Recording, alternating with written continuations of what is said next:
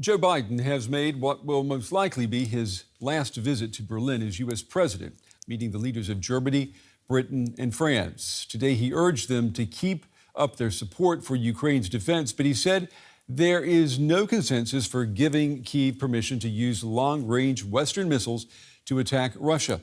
For the most part, the visit was about giving Biden a European send-off before his departure from the White House in January. Germany's highest honor for Germany's most important ally.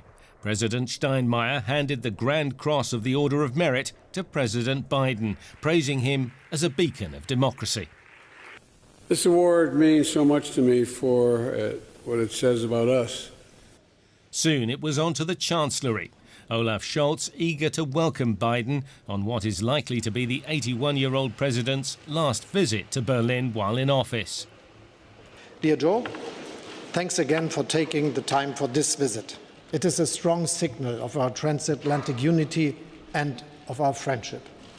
Biden stressed how closely he had worked with Germany during his time in the White House and thanked Scholz for the decision to boost spending on defense.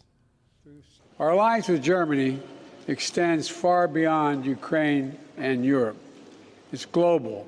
The two leaders reiterated support for Ukraine, their countries the number 1 and 2 when it comes to sending military aid to Kyiv.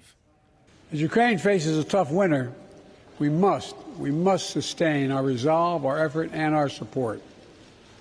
And I know the cost is heavy, but make no mistake, it pales in comparison to the cost of living in a world where aggression prevails. We are supporting Ukraine as strongly as possible. At the same time, we're ensuring that NATO does not become a party to the war. This visit, in fact President Biden's first bilateral trip to Germany, was part thank you and part farewell. But it was a working trip too. The French president and the British Prime Minister both also in Berlin for four-way talks focusing on the war in Ukraine and the conflict in the Middle East.